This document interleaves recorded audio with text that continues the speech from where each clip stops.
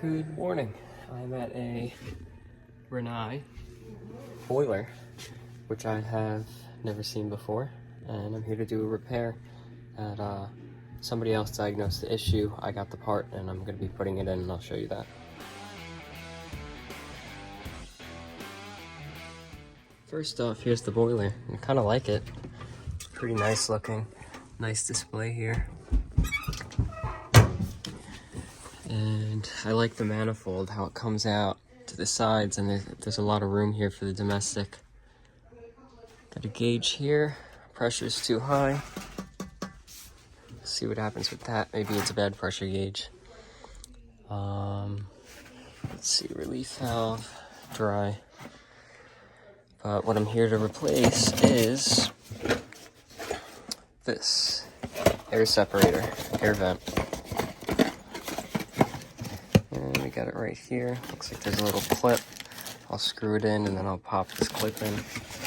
But let's see how we open this up.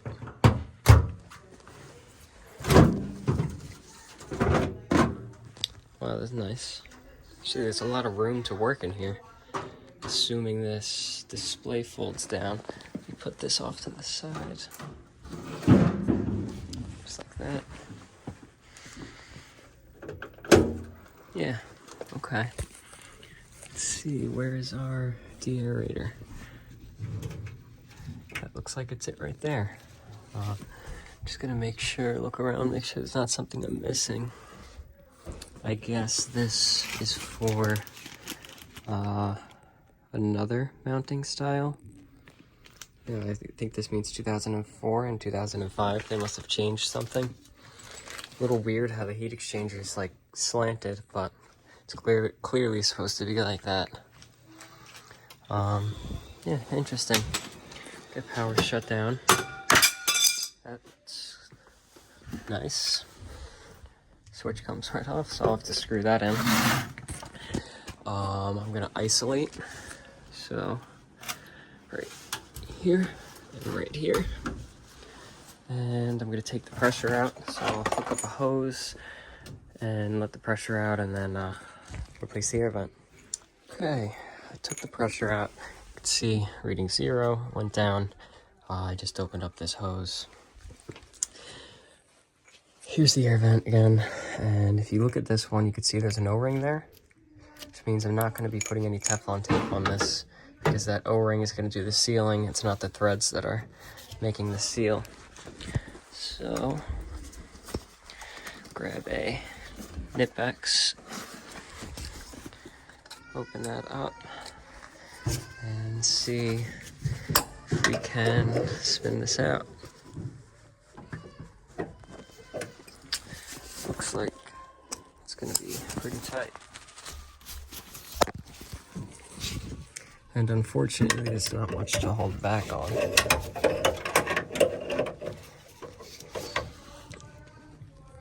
There we go.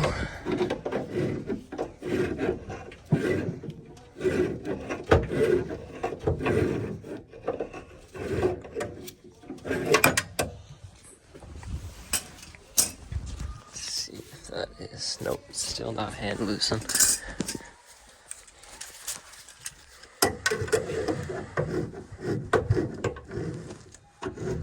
Just keep an eye, make sure I don't get any water spraying out. I shouldn't, but I don't want to soak all the electrical components. And as soon as I pull it out, it's probably going to start to drain water. Wow, it's still tight. I'm going to get this out and get the new one in. Okay, here's the old one out.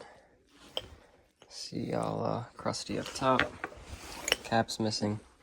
Here's the new one. I did close the drain because as I broke the airlock, it started to drain, and I don't want to drain down the whole boiler.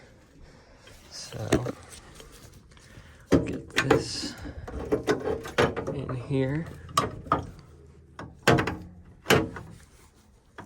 Just lining it up.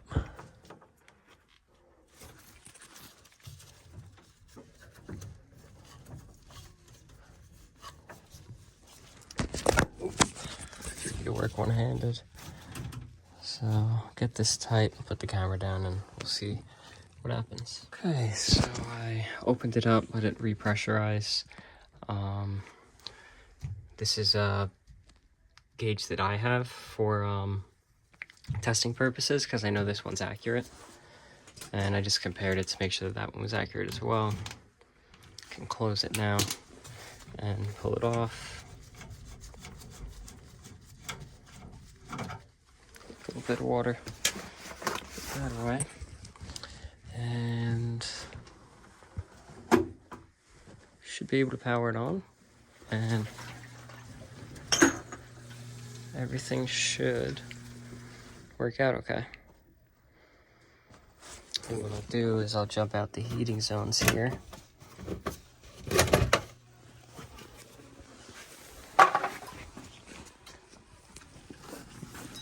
With this magnetic jumper, which is actually holding 2 electrical screws that I think will fit that switch plate. I hope. Okay, filling needed, alert. Okay, let me do some purging. Okay, so this is a little bit annoying. Air purge is going to be active for 7 minutes from startup, and apparently there's nothing I can do about that. So right now it's purging for no reason because I've already purged the air out, and I have to sit here and wait 7 minutes before I can see if it's working, which seems pretty dumb, but it is what it is. Okay, so our air purge has stopped. Here's what we got on the screen. CH pump overrun. Target of 170 degrees for space heating and a target of 131 for domestic water. It tells you your outdoor temperature.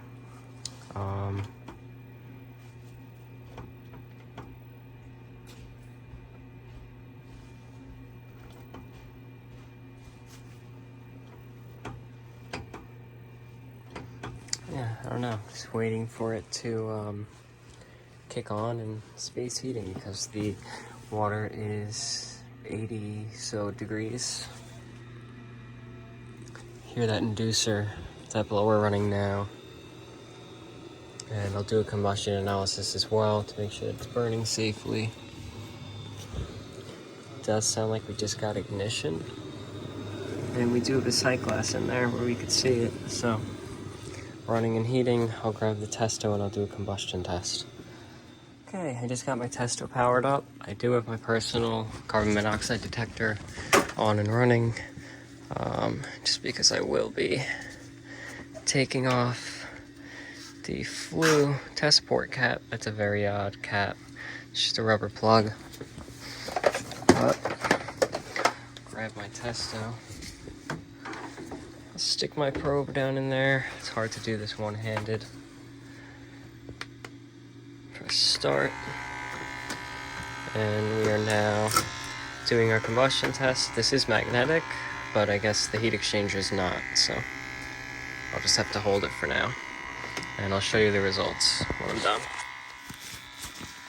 And here's our results. Our CO is below 50, that's the most important. One thing that we do is we put a little packing slip on the side of the boiler, and then we can put our combustion tests every year inside that slip there, so they could always be referenced. So far we have come up to 130 or so degrees. It does seem to run very slow, but yeah, everything seems to be working. I'll test hot water as well. Okay, so I'm just looking at the manual. The error that was presented, which is why I'm here to replace that part, was error 101, overheat. And I'm thinking that that was probably because it was airbound, and that's why I'm replacing it. We've had no issue with being airbound, no errors while we're here. I ran domestic hot water, tested both the heating zones, so everything seems to be working nice and safely and properly. Put a pipe doctor sticker on there, and that looks like that's really gonna be it. Improperly oriented expansion tank, but yeah, seems to be running perfectly. Okay, so I finished up with that. That was my second call of the day. My first was an RTU, but it was really cold, so I didn't record. This next one is a steam heating maintenance. I was there recently because they were having a leak from the boiler because the sight glass was really worn out at the bottom and it wouldn't seal anymore. So I replaced the sight glass. I replaced a vary valve. The system's not installed properly. We've been going there for quite a while, but I'm there to do a maintenance, so we'll see if there's any issues going on while I'm there too. Okay, so I'm at the boiler here. It was running when I got here, a little bit, like half a pound of pressure, not much at all, which is good. I'm gonna pull the pressure control, clear the pigtail, and I'm gonna overfill the boiler to check for leaks, and then I'm gonna drain the boiler. And unfortunately, there is no drain for the boiler itself, so the boiler will only drain down to this level. So I'm probably gonna pull sight glass, the sight glass drain, just to drain a little bit more out of it. I shut it off just for now, so it's not getting super hot while I work on it, but I did do a combustion test last time I was here. It was burning safely, and this was only a few weeks ago. You could see all this staining here. That was from the sight glass spraying water. Yeah, so I'll start off with the overfilling. Make sure that the heat exchanger is still intact. See our water level there going up.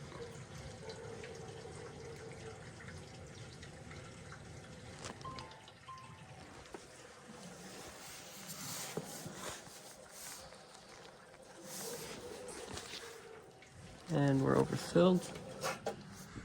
And I'll just make sure by checking inside the combustion chamber that we don't have any water coming down, which I'll need a flashlight for. Light on. And we just make sure that everything stays dry in there. And then we'll drain out the excess water and test low water cutoff and the autofill. Okay, so I'm draining, but it's taking forever because this is so slow to drain, and I blew through it with high pressure water from the water heater multiple times and no change. So I mean, this is ridiculous how slow it's draining. Okay, so I blew through the pigtail with both of these open and saw that I was like blowing down through the sight glass. And then I also did it with this valve closed. That way I'm blowing through this part here to make sure that it's all clear. And it was all clear. So I can put the pressure control back on and get it wired back up. Okay, so we tested the low water cutoff, tested the auto feed. I just came outside to grab the combustion analyzer and take off my coat because it's getting pretty toasty down there. But I spoke with the homeowner for a while. He's nice. Just explained to him again the issues with the system, which I'll show you now, all the issues with piping and stuff like that. So, I showed you the boiler and everything already, but I forgot to go over what's wrong with the piping here. So, this is the Hartford loop, and it's basically there to make sure that the boiler doesn't go empty, but this should be much higher, closer to the water level, because that's also where the low water cutoff probe is. So the boiler is going to drain a fair amount for the low water cutoff, will trigger it. So if this were to leak the return line at any point, it would drain the boiler down to the point, not empty, but to the point that the low water cutoff would trigger, and it would continue to feed and feed and feed. It's also copper, which it shouldn't be, and this nipple is too long. And what happens is, if it's in the proper place and it's too long, the water and the steam will kind of go back and forth and cause banging. But the most important part, I guess, is the lack of the equalizer. So this is our steam line that is supplying, and it's going up to a header here and a header here. But it should come up and go over and then pick up the two headers and then go into an equalizer, which would go into the return line. It doesn't really matter which side, but actually it may matter. I think it would have to be on this side because it's coming out of the side here, but normally we would come off at the top of the boiler. There's another weird like Hartford loop thing right there, which I don't see the reason for that one, but he gets a lot of banging throughout winter in the pipes, and he also gets a lot of surging in the boiler. Now we know we have clean water, drained it and filled it, but he'll always get this surging. And I just showed him a video, which maybe I'll clip into this video, of like what happens when the water's violently going up the piping.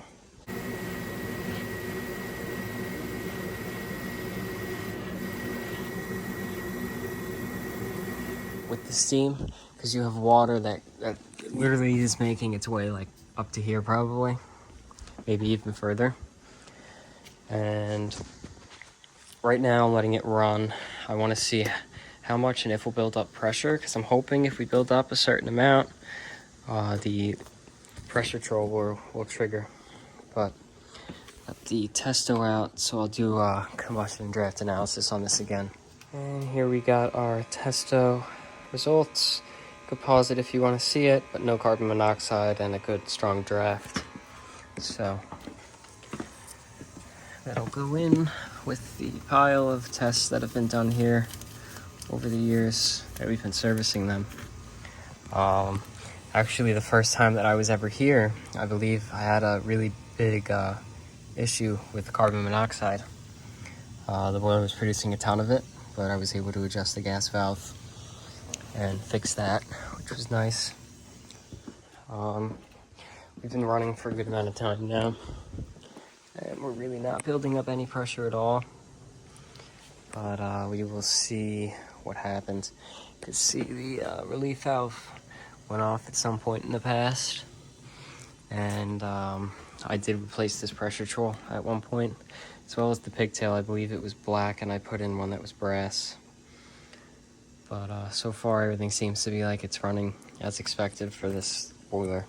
Okay, so I finished up with that. I couldn't get it to build up any pressure, which it's a good thing, I guess. But I am now headed to a call that was just put on the schedule for me at the stop sign for onto Scranton Avenue. A Williamson boiler that is turning off as soon as it's turned on. Not sure what it's going to be, but we'll see. Are you from Mike's? Yeah, I'm from Pipe Doctor. My name is Daniel. Yeah, he's from there.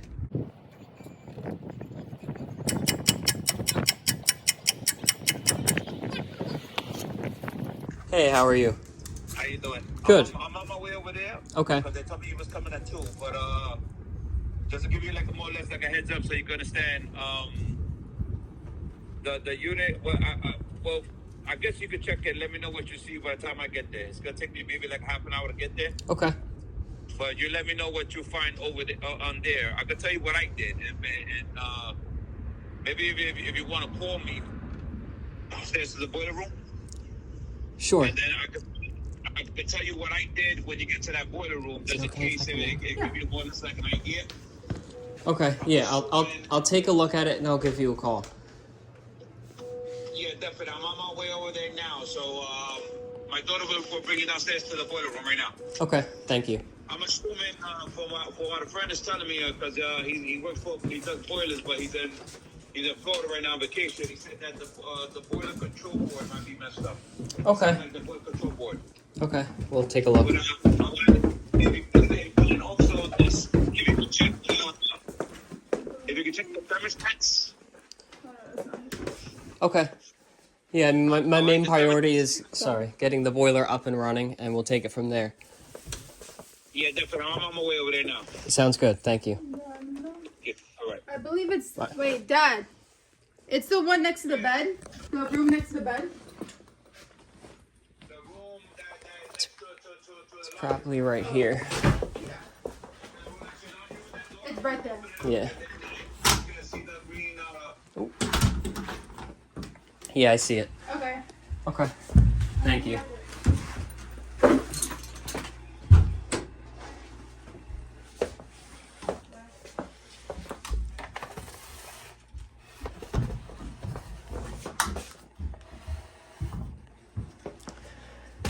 Okay, very hot in here. 100 degrees. Ooh, hoo, hoo, hoo. Okay, so I think it's a matter of no circulation. Let me get this cover off.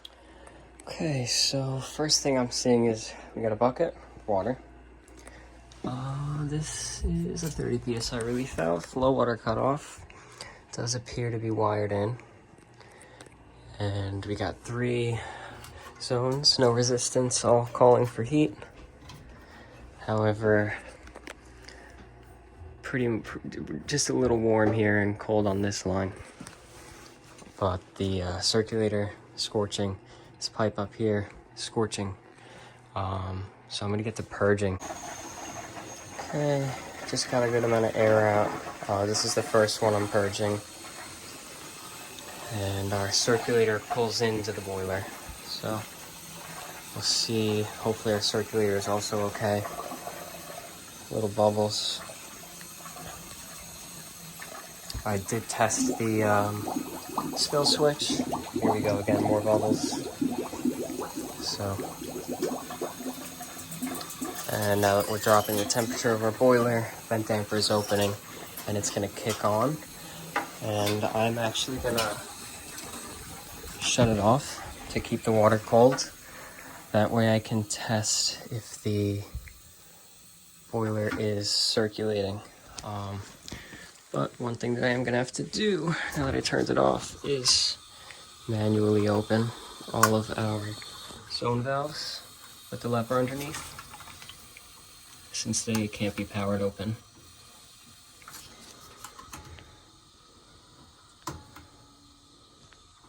And I'll go through purging and see what happens. Okay, purged, and doesn't seem to be much difference happening, but you can see we're at over 1 amp, and we're rated for 0.74 amps. So the circulator is gonna be no bueno.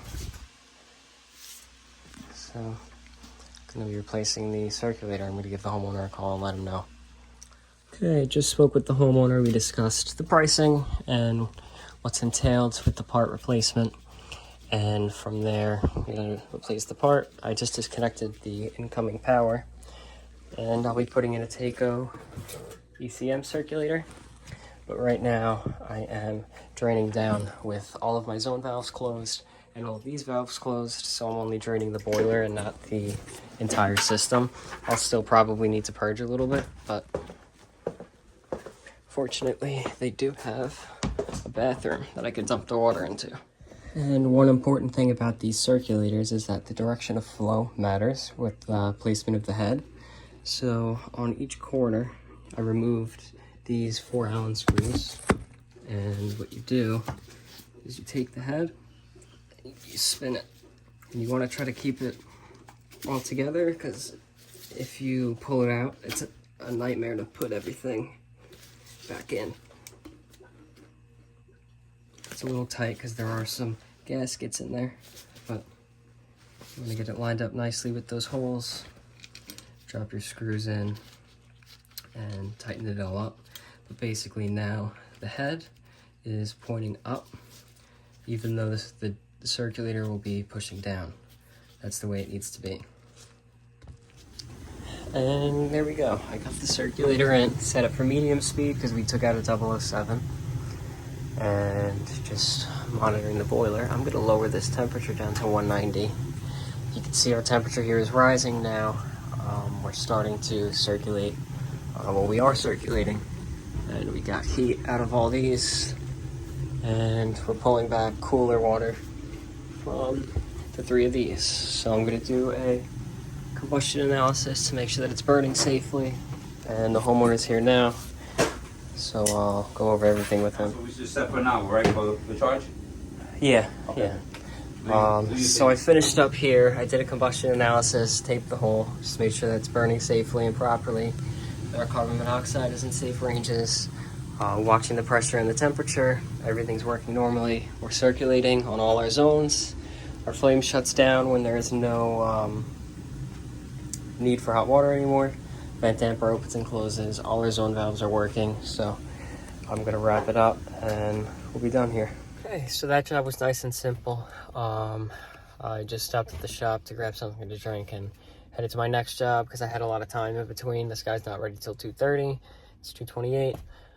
This job I was already at, he needs a new zone damper for his furnace. So I'll show you that. I have a new one. Ordered it on Friday, I believe. Okay, so here's the furnace. And I actually put this control in one of the earlier jobs that I did with the company. I replaced this damper. And I didn't even realize there was a damper back here. But you can see I opened it up last time. I had to bend this down to be able to get it out of here because it's a tight spot. But this is the damper, which has failed. And I just reconnected everything because he wanted everything reconnected, even though it was broken. But it's tight. I'll get this wiggled out and a new one here. It's the same as this one, it's just a different size. It's a little bit wider, but it's 2 inches wider. Okay, so I got the old one out. Here it is.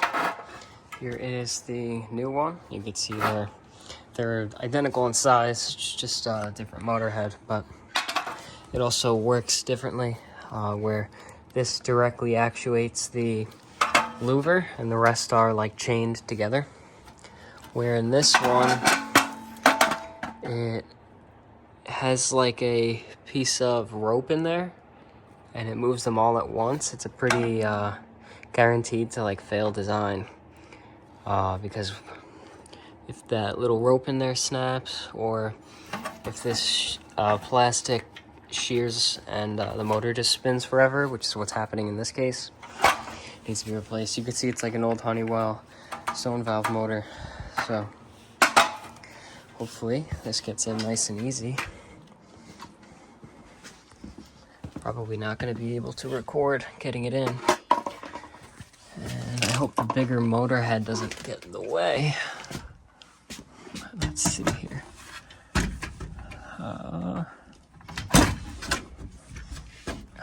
So tight.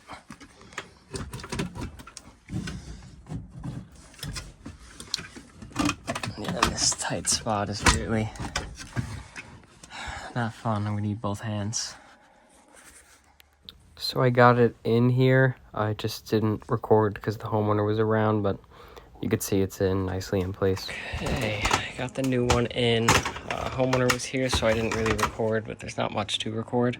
Just gonna override that purge.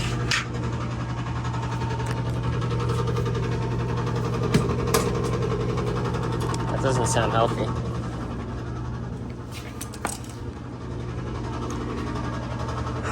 First floor, right side is closing. And why is second floor right side not closing?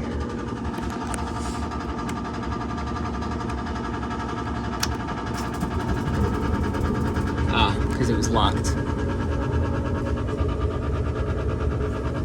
So now it's closing. And then of course we'll make sure that it opens as well when it's called for. The issue was he was getting too much heat in his first floor because when the second floor was calling, this wasn't closing. So he was still getting heat here. But yeah, it's tied in with the same wire as this one is. They split off right up there and come back right here to be powered on closed. Closed. Closed. Okay, and I just turned on the thermostat to make sure that they open, as well as went to the second floor to make sure they had good airflow now that it actually can isolate the first floor, and they do.